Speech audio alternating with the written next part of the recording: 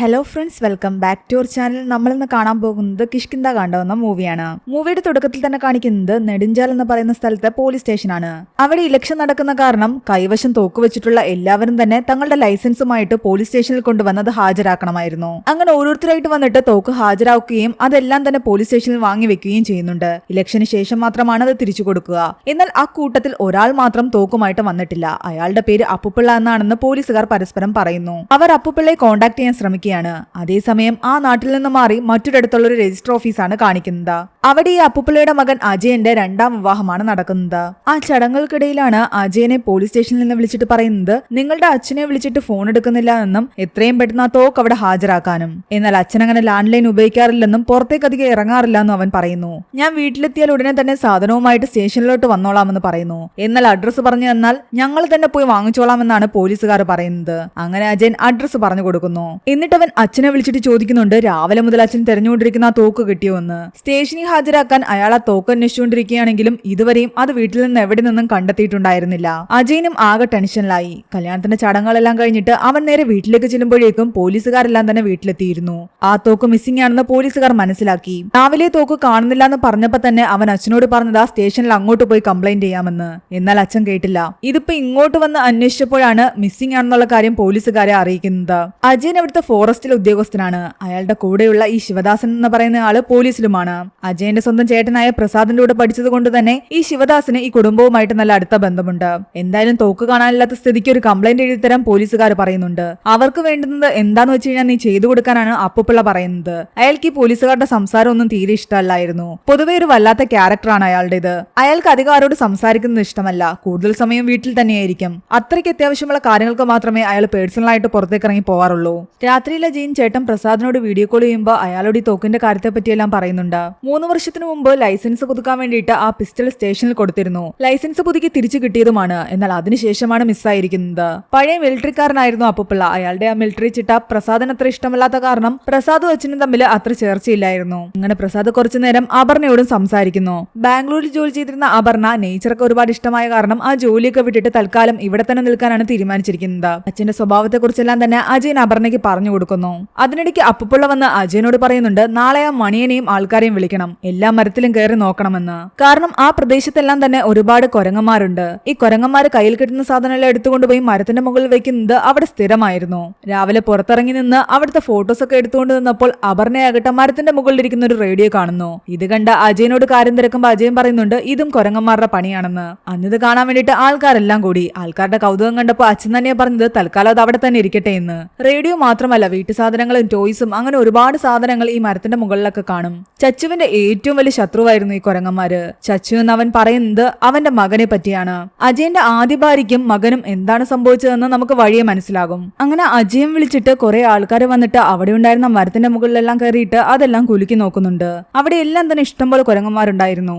ഏതെങ്കിലും കുരങ്ങന്മാര് മരത്തിന്റെ മുകളിൽ തോക്കുകൊണ്ട് വെച്ചിട്ടുണ്ടെങ്കിൽ ഇങ്ങനെ കുലുക്കുമ്പോൾ താഴെ വീഴാൻ ചാൻസ് ഉണ്ട്. അങ്ങനെ അവര് ഒരുവിധം മരങ്ങളൊക്കെ പരിശോധിച്ചെങ്കിലും എവിടെ നിന്നും ആ തോക്ക് കണ്ടെത്താൻ കഴിഞ്ഞില്ല. പിന്നീട് കാണിക്കുന്നത് അപ്പുപിള്ളയാകട്ടെ എന്തൊക്കെയോ നോട്ടുകൾ എഴുതി വെച്ച ശേഷം താക്കോലെടുത്തിട്ട് റൂം പുറത്തു നിന്ന് പൂട്ടിയിട്ട് പോകാൻ നോക്കിയാണ്. എന്നാൽ ഡോർ ലോക്ക് കേടായ കാരണം അത് പൂട്ടാൻ പറ്റുന്നുണ്ടായിരുന്നില്ല. അയാൾക്ക് തന്റെ റൂമിൽ ആരും കയറുന്നത് ഇഷ്ടമല്ല. അതുകൊണ്ട് എപ്പോഴും പൂട്ടിയിട്ടാണ് പോകാറുള്ളത്. അങ്ങനെ പൂട്ടാൻ പറ്റാത്തതിന്റെ ദേഷ്യത്തിൽ അയാൾ പെട്ടെന്ന് കാറും എടുത്തിട്ട് എവിടേക്കോ പോകുന്നു.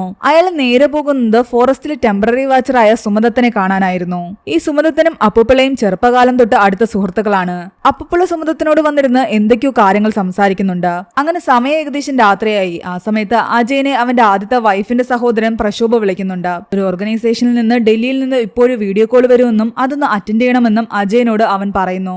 അത് കുട്ടികളുടെ ഒരു ഓർഗനൈസേഷൻ ആയിരുന്നു. അവിടുത്തെ ഹെഡാണ് ഇപ്പോൾ അജയനോട് സംസാരിച്ചുകൊണ്ടിരിക്കുന്നത്. അവരുടെ സംസാരത്തിൽ നിന്ന് നമുക്ക് മനസ്സിലാവും അജയന്റെ വൈഫ് ക്യാൻസർ വന്ന് മരിച്ചുപോയതാണ്. ഏകദേശം 2 വർഷം ആവാറായി അജയന്റെ വൈഫ് മരിച്ചത്. എന്നാൽ അതിനും 1 വർഷം മുമ്പ്, അതായത് 3 വർഷങ്ങൾക്ക് മുമ്പ് അജയന്റെ മകനെ ഈ വീട്ടിൽ നിന്നും കാണാതായതാണ്. അവന് കാണാതാവുമ്പോൾ 7 വയസ്സായിരുന്നു. അജയനും വൈഫും ട്രീറ്റ്മെന്റിന് വേണ്ടിയിട്ട് ഹോസ്പിറ്റലിൽ പോയ ദിവസം തിരിച്ചു വന്നപ്പോൾ മകൻ വീട്ടിലില്ല. 2021 മാർച്ച് 20-നായിരുന്നു ഈ സംഭവം. അന്നു മുതൽ ഇന്ന് വരെയും ചച്ചുവിനെ കണ്ടെത്താനുള്ള അന്വേഷണം നടത്തിക്കൊണ്ടിരിക്കുകയാണ്. ഇതുവരെയും എവിടെ നിന്നും അവനെ കണ്ടെത്തിയിട്ടില്ല. പലരും അവിടെ ഇവിടെയും വെച്ച് അവനെ കണ്ടു എന്നൊക്കെ പറഞ്ഞിട്ട് ആ സ്ഥലങ്ങളിലേക്കെല്ലാം തന്നെ പോയിട്ട് അജയൻ അന്വേഷിച്ചിരുന്നു. എന്നാൽ അതൊന്നും തന്നെ ചച്ചു അല്ലായിരുന്നു. പിന്നീട് കാണിക്കുന്നത് പിറ്റേന്ന് രാവിലെ അജയൻ ഓഫീസിൽ നിൽക്കുന്ന സമയത്ത് അവിടേക്ക് ഒരു കോള് വരുന്നതാണ്. കാട്ടിൽ നിന്ന് എവിടെ നിന്നോ വെടിവെച്ച് കേട്ടു എന്ന് പറഞ്ഞിട്ട്. അങ്ങനെ ഓഫീസേഴ്സ് എല്ലാം തന്നെ ആ സ്ഥലത്തേക്ക് പോകുന്നു. അതേ ടൈമിൽ അപ്പുപിള്ളയാകട്ടെ ഒരു ഹോസ്പിറ്റലിൽ വന്നിട്ട് പഴയ ഏതോ മെഡിക്കൽ റെക്കോർഡ്സ് ചോദിക്കുകയാണ്. അതിന്റെ കോപ്പി തനിക്ക് എത്രയും പെട്ടെന്ന് വേണമെന്ന് പറഞ്ഞിട്ട് അയാൾ ബഹളം ഉണ്ടായിക്കൊണ്ടിരിക്കുന്നു. അവിടെ ഉണ്ടായിരുന്ന ടിവിയിലൂടെ അയാൾ അറിയുന്നുണ്ട് കാട്ടിൽ നിന്ന് എവിടെയോ വെടിവെച്ച് കേട്ടു എന്നുള്ളൊരു ന്യൂസ്. അപ്പോഴേക്കും ഫോറസ്റ്റ് ഉദ്യോഗസ്ഥരും പോലീസുകാരും എല്ലാം തന്നെ ആ സ്ഥലത്തേക്ക് എത്തിയിരുന്നു. അവിടെ വെച്ചിരുന്ന ഒരു ബോർഡിൽ ബുള്ളറ്റ് പതിഞ്ഞ ഒരുപാട് പാടുകൾ ഉണ്ടായിരുന്നു. കാട്ടിലെവിടെയോ ആൾക്കാർ ആയുധ പരിശീലനം നടത്തുന്നു എന്നാണ് പലയിടത്തു നിന്നുള്ള സംസാരം. അതിന്റെ പേരിൽ ആൾക്കാർ സുമദത്തിനുമായിട്ടും വഴക്കുണ്ടാക്കുന്നു. കാരണം ഈ സുമദത്തിന് ഒരു പഴയ കാലമുണ്ട്. 40-40 വർഷം മുമ്പ് അയാൾ ഒരു നക്സലൈറ്റ് ആയിരുന്നു എന്നാണ് ആൾക്കാർ പറയുന്നത്. വീട്ടിൽ ചെറിയ രീതിയിൽ അയാൾ ബോംബ് ഉണ്ടാക്കിയിരുന്നു. അതിനിടയിൽ ഒരു ബോംബ് പൊട്ടി അയാളുടെ കൈക്ക് പരുക്കുമേറ്റു. അങ്ങനെയാണ് നാട്ടുകാരെല്ലാം ഇയാളുടെ ഈ ബോംബ് ഉണ്ടാക്കുന്നതിനെ പറ്റിയുള്ള കഥയൊക്കെ അറിഞ്ഞത്. അതിനുശേഷം ആ ഭാഗത്ത് എവിടെ നിന്നെങ്കിലും വെടിവെച്ച് കേട്ടാലോ പ്രശ്നം ഉണ്ടായാലോ ഇയാളുമായിട്ട് ആൾക്കാർ വഴക്കുണ്ടാക്കും. അന്ന് രാത്രി പ്രസാദ് വിളിക്കുന്ന സമയത്ത് അവിടെ നടന്ന സംഭവങ്ങളെ പറ്റിയെല്ലാം തന്നെ അജയും പറയുന്നുണ്ട്.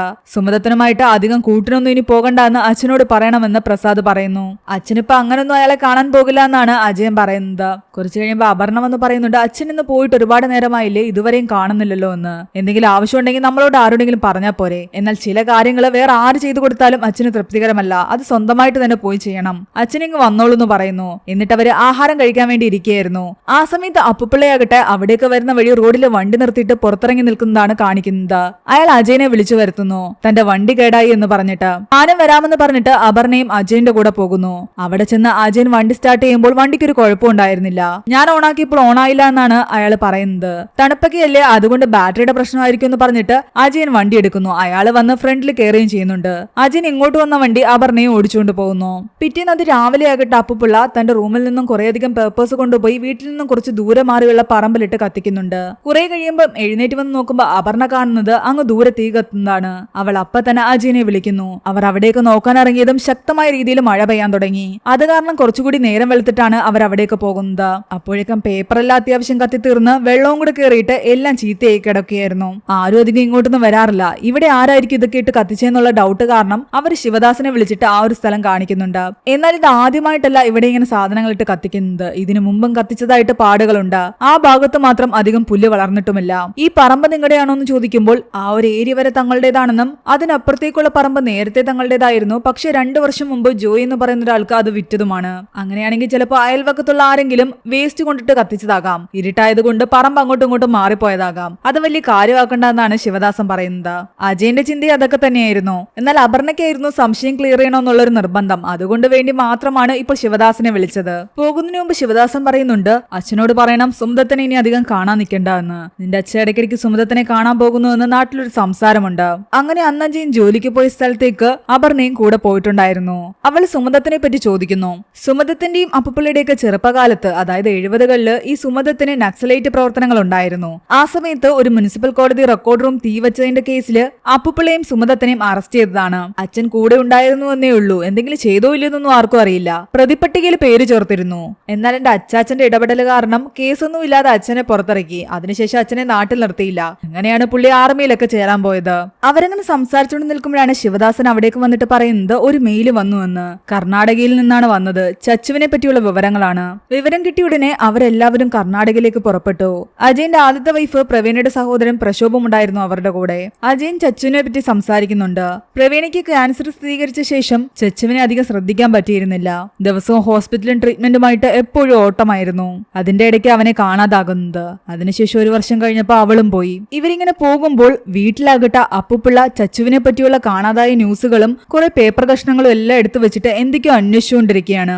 അങ്ങനെ അവർ കർണാടകയിൽ എത്തിയെങ്കിലും ഒരു ഡെഡ് ബോഡി ഐഡന്റിഫൈ ചെയ്യാനാണ് അവരെ വിളിച്ചത്. ഒരുപാട് പേടിയോടുകൂടിയാണ് അജയൻ അവിടേക്ക് കയറി പോകുന്നത്. എന്നാൽ തിരിച്ചു വന്നിട്ട് പറയുന്നുണ്ട് അത് ചച്ചു അല്ല എന്ന്. അപ്പോഴാണ് കൂടെ വന്ന എല്ലാവർക്കും സമാധാനമായത്. പിന്നീട് കാണിക്കുന്നത് അപ്പുപിള്ള വീണ്ടും സുമദത്തിനെ കാണാൻ പോയിരിക്കുന്നതാണ്.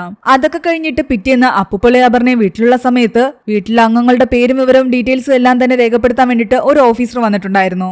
അവർ ഓരോരുത്തരുടെയും പേര് ചോദിക്കുമ്പോൾ അതെല്ലാം തന്നെ പറയാൻ അപ്പുപിള്ള കുറച്ച് ബുദ്ധിമുട്ടിയിരുന്നു. ആളുള്ളപ്പം വരാൻ പറഞ്ഞിട്ട് അയാൾ ദേഷ്യപ്പെടാനും തുടങ്ങി. ഒന്നും വേണ്ട, മക്കളുടെ പേരെങ്കിലും പറയാൻ പറയുമ്പോൾ അയാൾ അജയൻ എന്ന് പറയുന്നു. ഫുൾ പേര് ചോദിക്കുമ്പോൾ അയാൾ തന്റെ ഫോണിൽ നോക്കിയ ശേഷമാണ് ഫുൾ പേര് പറയുന്നത്. ഇതെല്ലാം തന്നെ അപർണ അവിടെ നിന്ന് ശ്രദ്ധിക്കുന്നുണ്ടായിരുന്നു. വീട്ടുപേരും ഓരോന്നും ഇങ്ങനെ ഇങ്ങനെ ചോദിക്കാൻ തുടങ്ങിയപ്പോ അയാൾ ഓരോന്നിനും ദേഷ്യപ്പെടാൻ തുടങ്ങി. ഞാൻ തന്ന പേപ്പറിൽ അതൊക്കെ ഉണ്ടെന്നും അതങ്ങ് നോക്കി എഴുതിയാൽ മതിയെന്നും പറയുന്നു. സാറിന് പറയാൻ ബുദ്ധിമുട്ടാണെങ്കിൽ വേറെ ആരെങ്കിലും വിളിക്കാൻ പറയുമ്പോ അയാൾ തിരിഞ്ഞു നോക്കുന്നതും അപർണ പെട്ടെന്ന് അവിടെ നിന്നും മാറുന്നു. അന്ന് രാത്രി അജയൻ വന്നു കഴിയുമ്പോ അവൾ ഈ കാര്യങ്ങളെല്ലാം തന്നെ അജയനോട് പറയുന്നു. അച്ഛൻ എന്നെ വിളിച്ചെങ്കിലും എന്റെ പേര് വിളിച്ചില്ല, ഏയ് ഓയ് എന്നൊക്കെ പറഞ്ഞിട്ടാണ് വിളിച്ചത്. ഞാൻ പക്ഷെ അങ്ങോട്ട് പോയില്ല. കുറെ നേരം കഴിഞ്ഞിട്ട് അച്ഛൻ എന്നെ കണ്ടു കഴിഞ്ഞപ്പോ അതിന്റെ ദേഷ്യമൊന്നും കാണിച്ചതുമില്ല. ഒന്നും നടന്നിട്ടില്ല എന്നൊരു മട്ടായിരുന്നു അച്ഛന്. ഞാൻ അച്ഛന്റെ ഫോൺ എടുത്ത് നോക്കിയപ്പോ അതിൽ ആകെ 10 താഴെ കോണ്ടാക്ട്സേ ഉള്ളൂ. എല്ലാവരുടെയും പേരിന്റെ ബ്രാക്കറ്റില് അവരാരാണെന്നും എന്താണെന്നും ഒക്കെ എഴുതി വെച്ചിട്ടുണ്ട്. അത് മാത്രമല്ല കുറച്ച് ദിവസങ്ങളായിട്ട് ഞാൻ അച്ഛനെ ശ്രദ്ധിക്കുന്നുണ്ട്. പല കാര്യങ്ങളിലും അച്ഛന് നല്ല മറവിയുണ്ട്. അവരൊക്കെ സംസാരിച്ചുകൊണ്ടിരുന്നതും അപ്പുപ്പോൾ അവിടേക്ക് വന്നിട്ട് പറയുന്നുണ്ട്, നിന്നോട് ആശാരിയെ വിളിക്കാൻ പറഞ്ഞിട്ട് എത്ര ദിവസമായി? എന്റെ റൂമിന്റെ ഡോർ നന്നാക്കാൻ പറയണം. അവിടെ ആവശ്യമില്ലാതെ ആരും കയറുന്നത് എനിക്ക് ഇഷ്ടമല്ല. അത് അവളെ ഉദ്ദേശിച്ചായിരുന്നു അയാൾ പറഞ്ഞത്. നീ എന്തിനാ അച്ഛന്റെ റൂമിൽ കയറിയതെന്ന് ചോദിച്ചിട്ട് അജയൻ അവളെ വഴക്ക് പറയുന്നു. എന്നാൽ അവൾ ആ കുട്ടി ടാബ്ലറ്റ് എടുത്ത് അവന്റെ കൊടുത്തിട്ട് പറയുന്നുണ്ട്, അച്ഛൻ ഷുഗർ ടാബ്ലറ്റ് മാത്രമേ കഴിക്കൂ എന്നല്ലേ അജയേട്ടൻ പറഞ്ഞത്. പക്ഷെ ഈ ഒരു ടാബ്ലറ്റ് കൂടി അച്ഛൻ കഴിക്കാറുണ്ട്. ഗൂഗിൾ ചെയ്തപ്പോ ന്യൂറോ പേഷ്യൻസ് ആണ് ഇത് കൂടുതലും കഴിക്കാറുള്ളത്. അച്ഛന് ഓർമ്മ പ്രശ്നമുണ്ടെന്ന് പറയാൻ കാരണം മറ്റൊന്നുകൂടിയുണ്ട്. ഒരിക്കൽ അച്ഛനെ കാണാൻ വേണ്ടിയിട്ട് അച്ഛന്റെ മിലിറ്ററി ഫ്രണ്ട് വന്നിരുന്നു. അയാൾ നല്ലപോലെ സംസാരിക്കുന്നുണ്ട്. എന്നാൽ അച്ഛൻ ആകെ ഒരു പരിഭ്രമമായിരുന്നു. അയാൾ പറയുന്നതിൽ പലതും അച്ഛൻ നോട്ട് ചെയ്യുന്നുണ്ട്. എന്നിട്ട് കയ്യിലുണ്ടായിരുന്ന ഒരു ചെറിയ നോട്ട്പാഡ് വെച്ചിട്ടാണ് അയാളോടും ചോദ്യങ്ങൾ ചോദിച്ചുകൊണ്ടിരുന്നത്. മാത്രമല്ല അന്ന് രാത്രി വണ്ടി കേടായി എന്ന് പറഞ്ഞിട്ട് അച്ഛൻ വിളിച്ചത് തന്നെ വീട്ടിലേക്കുള്ള വഴിയുടെ കൺഫ്യൂഷൻ കാരണമാണെന്ന് തോന്നുന്നു. ഞാനിത് ആരെ ഹേർട്ട് ചെയ്യാൻ പറഞ്ഞതൊന്നുമല്ല, എനിക്ക് തോന്നിയ കാര്യങ്ങൾ പറഞ്ഞതാ. എന്നാൽ അജയന് ഇതൊന്നും പുതുമയുള്ള കാര്യമല്ലായിരുന്നു. നീ പറഞ്ഞ കാര്യങ്ങളെല്ലാം തന്നെ ഈ വീട്ടിൽ ആദ്യം കണ്ടുപിടിച്ചത് ചച്ചുവാണ്. അവനാ പറഞ്ഞത് അച്ഛൻ ഇതുപോലെ ഓർമ്മ പ്രശ്നങ്ങൾ ഉണ്ടെന്ന്. ഒരിക്കൽ അച്ഛനോട് ഇത് സൂചിപ്പിച്ചതും അച്ഛൻ വലിയ രീതിയിൽ ദേഷ്യപ്പെട്ടു. അച്ഛനെ ആദ്യമായിട്ടാണ് ഞങ്ങൾ അങ്ങനെ കണ്ടത്. അങ്ങനെ ഇരിക്കെയാണ് അച്ഛന്റെ കൂടെ ആർമിയിൽ ജോലി ചെയ്തിരുന്ന ജേക്കബ് അങ്കിൾ വന്നത്. ആള് വന്ന് സംസാരിച്ചപ്പോഴാണ് ഒരുപാട് സത്യങ്ങൾ അജയൻ ഉൾപ്പെടെ എല്ലാവരും മനസ്സിലാക്കിയത്. 16 വർഷങ്ങൾക്ക് മുമ്പ് ആർമിയിൽ നിന്ന് വിരമിച്ചു വന്നതല്ല അപ്പുപിള്ള, അയാളെ ആർമിയിൽ നിന്നും ഫയർ ചെയ്തതാണ്. ആ സത്യം അജയനും ഒരു വലിയ ഞെട്ടലുണ്ടാക്കിയിരുന്നു. കാരണം അപ്പുപിള്ളയ്ക്ക് അന്നു മുതലേ ചെറിയ മറവി പ്രശ്നങ്ങൾ ഉണ്ടായിരുന്നു. തന്റെ ജോലിയിൽ അത്രയും ശ്രദ്ധാലുവായിരുന്ന അയാളുടെ ആ മറവി പ്രശ്നങ്ങൾ അയാളെ തന്നെ ടെൻഷൻ അടിപ്പിക്കാൻ തുടങ്ങി. ആദ്യമൊക്കെ കൂട്ടുകാർക്കിടയിൽ അതൊരു തമാശ മാത്രമായിരുന്നു. എന്നാൽ പിന്നീട് ഒരു വലിയ പ്രശ്നത്തിന് അത് കാരണമായി. സർവീസ് പിസ്റ്റൾ അയാളുടെ കയ്യിൽ നിന്ന് നഷ്ടപ്പെട്ടു. അതോടുകൂടി അയാളുടെ ആ മറവി പ്രശ്നം എല്ലാവരുടെയും മുൻപിലേക്ക് വന്നു. അയാളുടെ സർവീസ് റെക്കോർഡ് ക്ലീൻ ആയതുകൊണ്ടും ഇക്കാര്യം പുറത്തറിഞ്ഞു കഴിഞ്ഞാൽ അയാളുടെ റെപ്യൂട്ടേഷനെയും ആർമിയുടെ റെപ്യൂട്ടേഷനെയും അത് ബാധിക്കുന്നത് കൊണ്ടും ഇതാരും പുറത്തുവിട്ടില്ല. അയാളെ ഇമ്മീഡിയറ്റ്ലി അവിടെ നിന്നും ടെർമിനേറ്റ് ചെയ്തതാണ്. ആ പിസ്റ്റൾ അവസാനം വാഷിംഗ് മെഷീനിൽ നിന്നാണ് കണ്ടെത്തിയത്. ഇത്രയും കാലം ഇതൊന്നും നിങ്ങൾക്ക് മനസ്സിലാക്കാൻ പറ്റില്ല എന്ന് പറയുമ്പോൾ അയാളെ സമ്മതിക്കണം. കാരണം അപ്പുപിള്ള തനിക്ക് മറവിയുണ്ട് എന്നുള്ള കാര്യം ആരെയും തന്നെ ഇതുവരെയും അറിയിക്കാതെയാണ് കൊണ്ടുപോയിക്കൊണ്ടിരുന്നത്. അയാൾ ആൾക്കാരോട് അധികം മിണ്ടാൻ താല്പര്യമില്ലാത്തതുകൊണ്ടാണ് വീട്ടിലിരിക്കുന്നതെന്നാണ് എല്ലാവരും വിചാരിച്ചത്. എന്നാൽ പുറത്തിറങ്ങി കഴിഞ്ഞാൽ അയാളുടെ ഈ പ്രശ്നം ആൾക്കാർ മനസ്സിലാക്കുമെന്ന് പേടിച്ചിട്ടാണ് അയാൾ പുറത്തിറങ്ങാത്തത്. ഇതെല്ലാം തന്നെ അജയൻ അപർണയോട് പറയുന്നു. അച്ഛന്റെ മറവി പ്രശ്നം ആൾക്കാർ അറിഞ്ഞു കഴിഞ്ഞാൽ അച്ഛന് നാണക്കേടായിരുന്നു. അതുകൊണ്ട് തന്നെ എല്ലാ കാര്യങ്ങളും അച്ഛൻ എഴുതി സൂക്ഷിച്ചു. അക്കാര്യം ആരെങ്കിലും അറിഞ്ഞു കഴിഞ്ഞാൽ ആളുടെ ഈഗോ ഹേർട്ടാവും. അതുകൊണ്ടായിരിക്കും എല്ലാവരിൽ നിന്നും മറച്ചു വെച്ചത്. അതുകൊണ്ട് ഇനി താൻ അതിനെപ്പറ്റി കൂടുതൽ അന്വേഷിക്കാൻ നിൽക്കേണ്ടെന്ന് അപർണയോട് അവൻ പറയുന്നു. അവൾ അവന്റെ ലാപ്ടോപ്പില് ചച്ചുവിന്റെ വീഡിയോസ് എല്ലാം ഇടയ്ക്കിരുന്ന് കാണുമായിരുന്നു. ചച്ചു അച്ഛനും തമ്മിൽ എങ്ങനെയായിരുന്നു എന്ന് ചോദിക്കുമ്പോൾ അച്ഛന്റെ പട്ടാള ചിട്ടകൾ അവന് ഇഷ്ടമല്ല. എന്നാലും കൂടുതൽ സമയം ട്രീറ്റ്മെന്റിന്റെ കാര്യമായിട്ട് ഞാനും പ്രവീണയും പോകുന്ന സമയത്തെല്ലാം ചച്ചു അച്ഛന്റെ കൂടെ തന്നെയായിരുന്നു. അപർണ സംശയത്തോടു കൂടി ഒരു കാര്യം ചോദിക്കുന്നു. അന്ന് നിങ്ങൾ ട്രീറ്റ്മെന്റിന് വേണ്ടി പോയ സമയത്തല്ലേ ചച്ചുവിനെ കാണാതായത്? അങ്ങനെയെങ്കിൽ അച്ഛന് ചച്ചുവിനെ പറ്റി എന്തെങ്കിലും അറിയാമെങ്കിലോ? അച്ഛന്റെ അസുഖം കാരണം അച്ഛനത് മറന്നുപോയതാണെങ്കിലോ? അവളുടെ ആ ചോദ്യം അജയനെയും വല്ലാതെ ടെൻഷനാക്കി. അതേസമയത്ത് പോലീസ് സ്റ്റേഷനിലേക്ക് എന്തോ വലിയൊരു വാർത്ത വന്നിട്ട് പെട്ടെന്ന് പോലീസുകാരെല്ലാം തന്നെ വണ്ടി എടുത്ത് എങ്ങോട്ടോ പോകുന്നത് കാണിക്കുകയാണ്. പോലീസുകാർ വരുന്നത് അജയന്റെ വീടിന്റെ അടുത്തുള്ള വഴിയിലേക്കായിരുന്നു. 2 വർഷം മുമ്പ് അവർ മറ്റൊരാൾക്ക് കൊടുത്ത ആ സ്ഥലത്ത് ഫൗണ്ടേഷൻ കെട്ടുന്നതിനിടെ അവിടുത്തെ തൊഴിലാളികൾ ഒരു അസ്ഥികൂടം കണ്ടെത്തിയിരിക്കുന്നു. ശിവദാസൻ ഉൾപ്പെടെയുള്ള പോലീസുകാർ അവിടെ ഉണ്ടായിരുന്നു.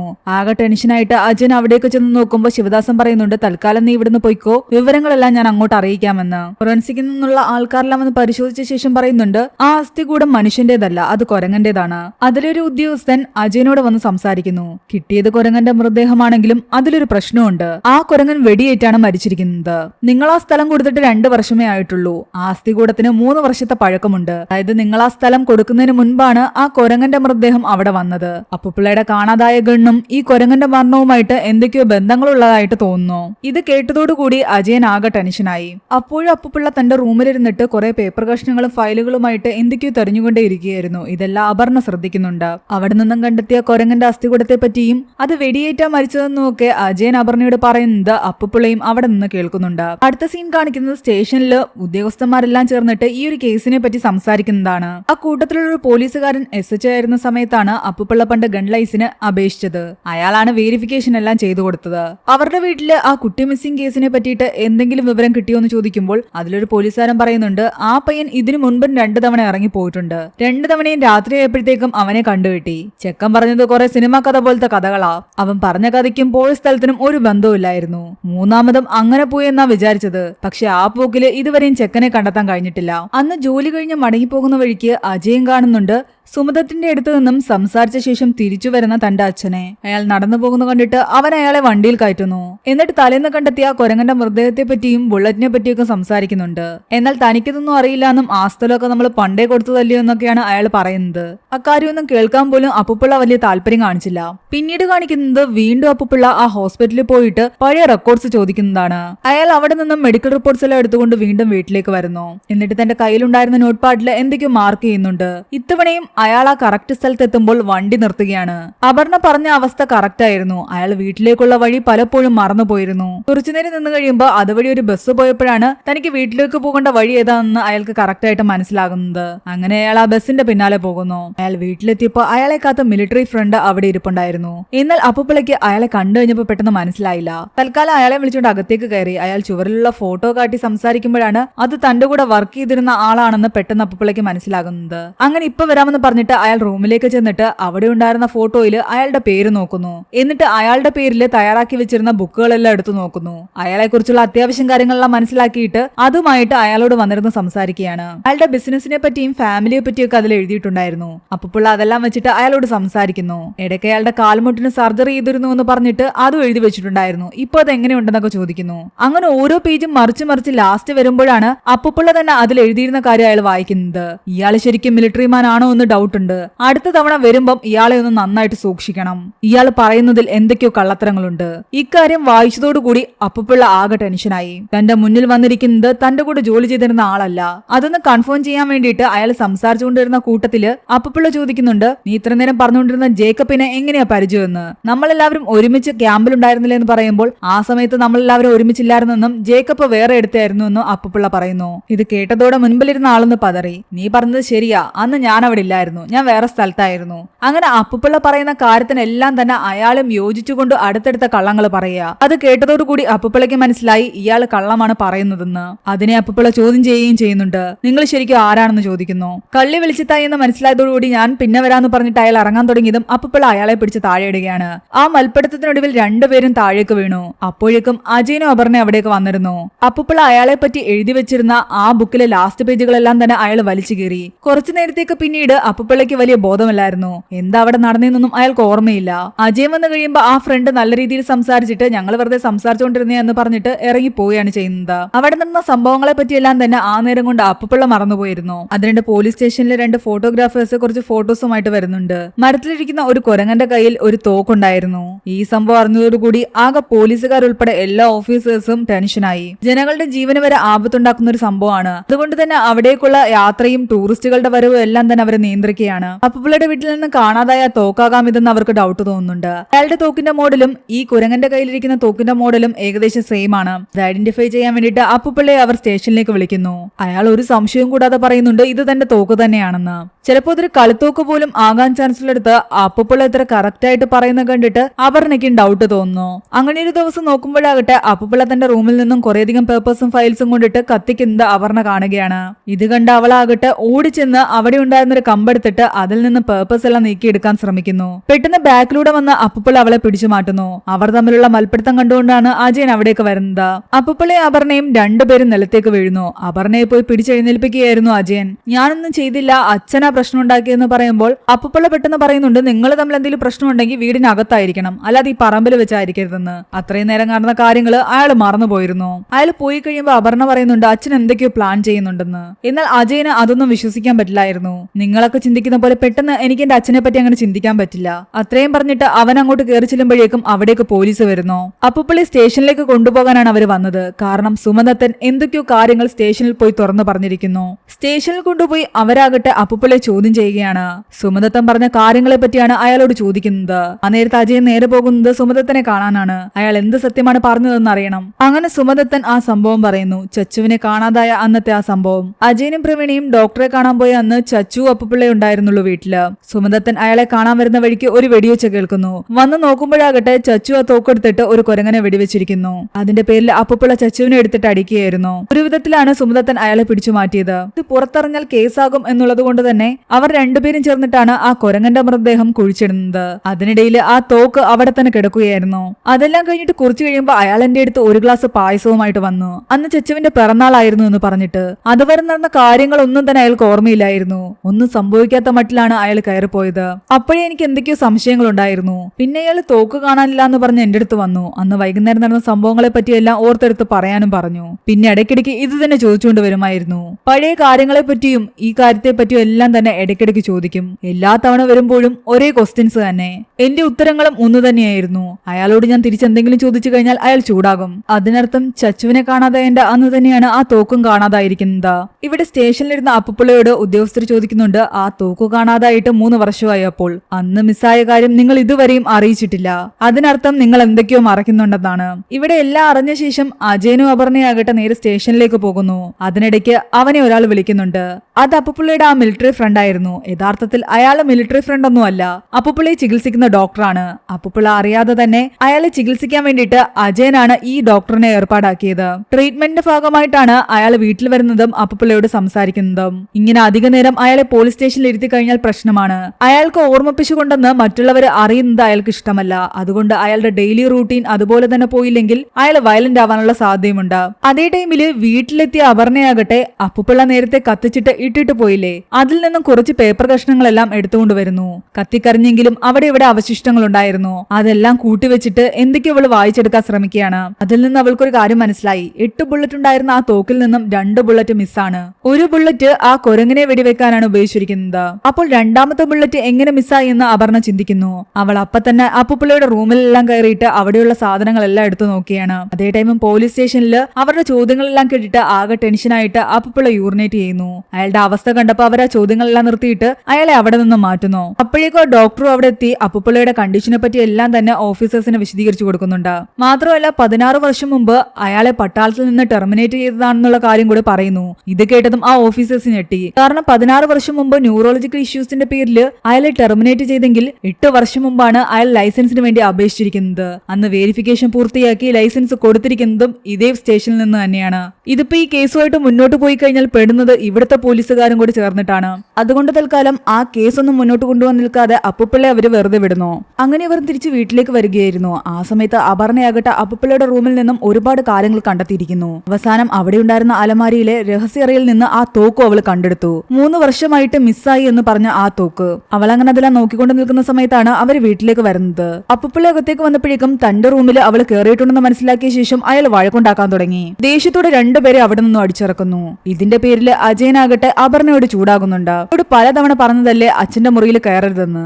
മാത്രമല്ല അവള് ടേബിളില് അച്ഛൻ കത്തിച്ചിട്ട പേപ്പറിന്റെ കഷ്ണങ്ങൾ എടുത്തു വെച്ചിട്ട് എന്തോ തിരയാൻ ശ്രമിച്ചതും അവൻ മനസ്സിലാക്കി. ഇത്രയും തവണ നിന്നോട് വേണ്ടാന്ന് പറഞ്ഞിട്ട് നീ വീണ്ടും ഇതിന്റെ പുറകെ പോയത് ശരിയായില്ല എന്ന് അവൻ പറയുമ്പോ അവള് പറയുന്നുണ്ട് അച്ഛൻ എന്തൊക്കെയോ കാര്യങ്ങൾ അറിയാം. ആ തോക്കെടുത്ത് അവൾ അജയനെ കാണിച്ചിട്ട് പറയുന്നുണ്ട് ഇത് അച്ഛന്റെ റൂമിൽ നിന്ന് കിട്ടിയതാണെന്ന്. അച്ഛൻ ഇത് മനഃപൂർവ്വം ഒളിപ്പിച്ചു വെച്ചതാ. എന്നിട്ട് ആ കുരങ്ങന്റെ കയ്യിൽ തോക്ക് കണ്ടപ്പോൾ അത് തന്റെ തോക്കാണെന്ന് പോലീസുകാരോട് പറഞ്ഞിരിക്കുന്നു. അത് മനഃപൂർവ്വം പറഞ്ഞതാ. ഇതിന്റെയൊക്കെ പിന്നിൽ എന്തൊക്കെയോ കാരണങ്ങളുണ്ട്. ഞാനിവിടെ വന്ന നാളെ തൊട്ട് ചച്ചുവിനെ പറ്റിയുള്ള കാര്യങ്ങൾ കേൾക്കുന്നതാ. അവനെ എനിക്ക് നേരിട്ട് പരിചയമില്ല. പക്ഷെ അജയേട്ടന്റെ കൂടെ ഈ വീട്ടിലുണ്ടായിരിക്കേണ്ടനായിരുന്നു ചച്ചു. അവൻ എന്ത് സംഭവിച്ചെന്ന് അറിയാനൊരു ആഗ്രഹം തോന്നി. അതിന്റെ പുറത്ത് ഈ അന്വേഷണം എല്ലാം നടത്തിയത്. അച്ഛന്റെ ഗണ്ണിൽ 2 ബുള്ളറ്റ് മിസ്സിംഗ് ആണ്. ആ 2 ബുള്ളറ്റ് എവിടെയെന്നാണ് അച്ഛൻ തെരഞ്ഞുകൊണ്ടിരിക്കുന്നത്. ലാസ്റ്റ് അച്ഛൻ സുമദത്തൻ ചേട്ടനെ കാണാൻ പോയപ്പോഴും ചോദിച്ചൊരു ചോദ്യമുണ്ട്, ചച്ചു ആ കുരങ്ങനെ എത്ര തവണ ഷൂട്ട് ചെയ്തു എന്ന്. ഒരു തവണ മാത്രമേ ചച്ചു കുരങ്ങനെ ഷൂട്ട് ചെയ്തിട്ടുള്ളൂ. അങ്ങനെ ഒരു ബുള്ളറ്റ് പോയെന്നറിയാം. പക്ഷെ രണ്ടാമത്തെ ബുള്ളറ്റ് എവിടെയെന്ന് അച്ഛനും അറിയില്ല.